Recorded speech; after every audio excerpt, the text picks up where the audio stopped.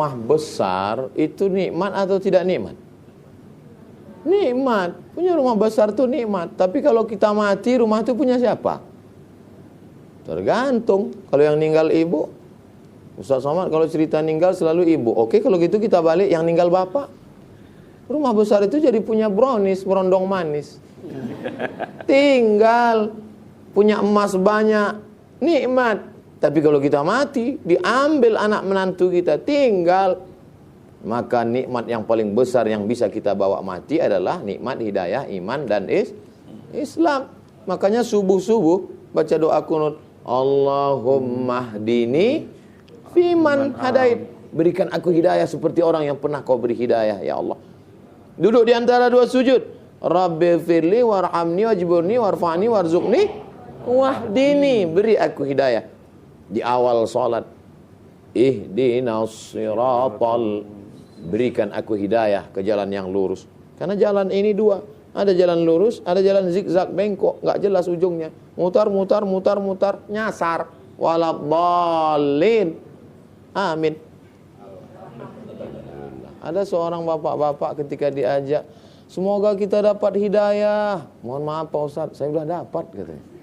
Rupanya nama istrinya Hidayah. Nah, kita perlu jelaskan dulu apa itu makna hidayah.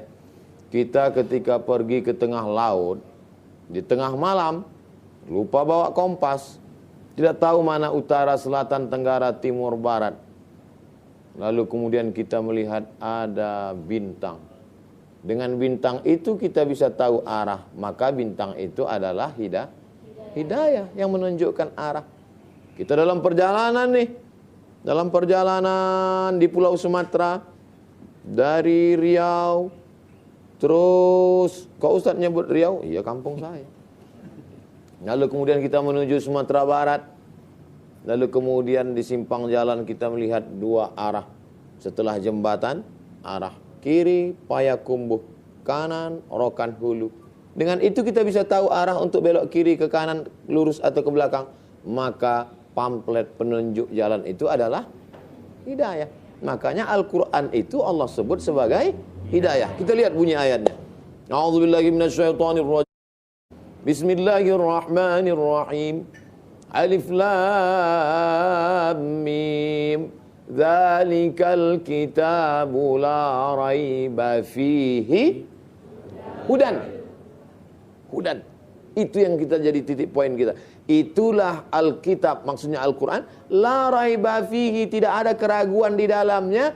Fihi hudan, di dalamnya ada hidayah yang menunjukkan kita bahwa kalau kamu beriman, beramal soleh, masuk surga.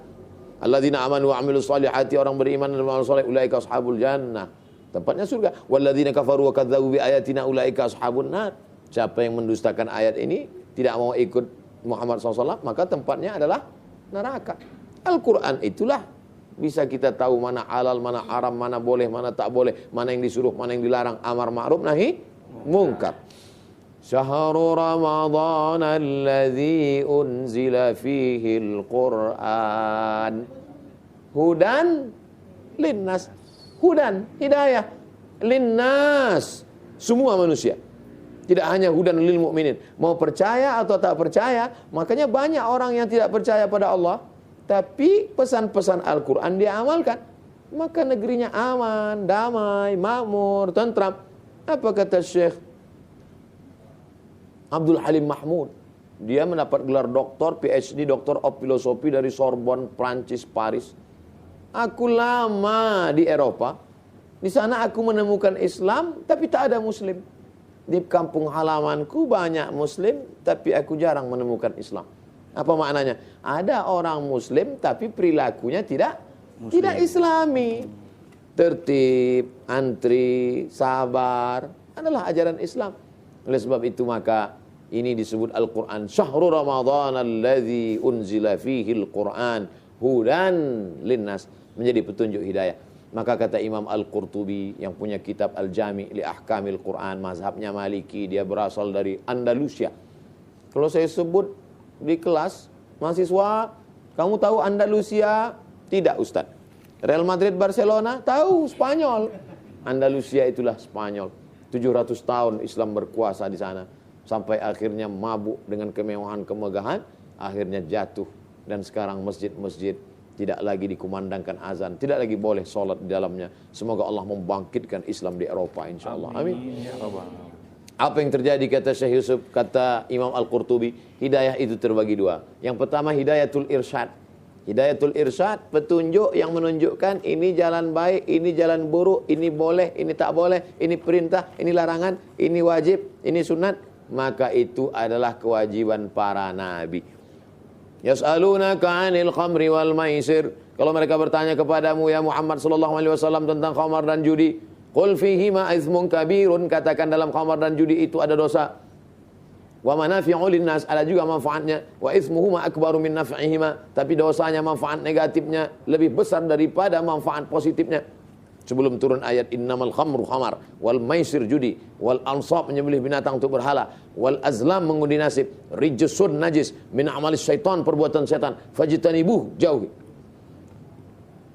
Ini namanya hidayatul irsyad yang menunjukkan mana boleh, mana tak boleh, mana bengkok, mana lurus, mana hak, mana hok, mana hok, mana hak. Tapi kemudian ada hidayatul qalb yang memasukkan pintu hidayah ke dalam hati manusia.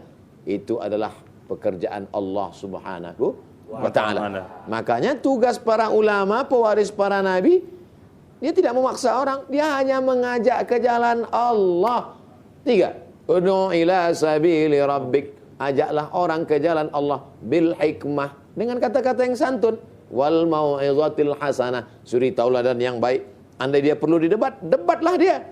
Wajadilhum, debat dia. Billati hiya ahsan, dengan cara yang lebih baik. Kalau engkau mendebat orang, bahasamu mesti lebih baik, kualitas ilmu mesti lebih baik, tata caramu mesti lebih baik. Billati hiya ahsan. Tapi ayat itu ditutup dengan inna rabbaka huwa a'lamu biman dhalla an sabili.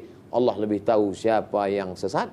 Wa huwa a'lamu bil muhtadin. Allah tidak akan tanya kita kalau kita mati kau sudah kasih hidayah berapa orang, karena itu bukan kerja kita, itulah kerja Allah. Tapi yang ditanya, sudahkah kau sampaikan ayat ini? Hai Abdul Somad, sudahkah kau sampaikan ayat-ayat ini? Sudah ya Allah. Di mana? Channel YouTube. Sudahkah kau sampaikan hadis ini? Sudah ya Allah. Di mana? TV One. Memang beda. Artinya kita jadikan tontonan ini sebagai tuntunan. Oleh sebab itu semuanya mendapat pahala dakwah. Kameramennya, editornya, semuanya mendapatkan pahala dakwah. Boleh jadi di akhirat nanti yang dapat pahala dakwahnya lebih banyak justru yang di balik layar. Yang ngomong ini mungkin pahalanya sudah habis. Oleh sebab malah diaminkan. Justru mendapatkan pahalanya, semuanya mendapatkan keberkahan insyaAllah. Jadi pahamilah hidayah ini milik Allah, tapi kita mengajak orang menuju hidayah supaya Allah berikan hidayah. Makanya di antara doa, Allahumma hdina, berikan kami hidayah, wahdimina, berikan orang lain hidayah melalui kami, waj'alna sababan liman ihtada, jadikanlah kami menjadi penyebab sampainya hidayah.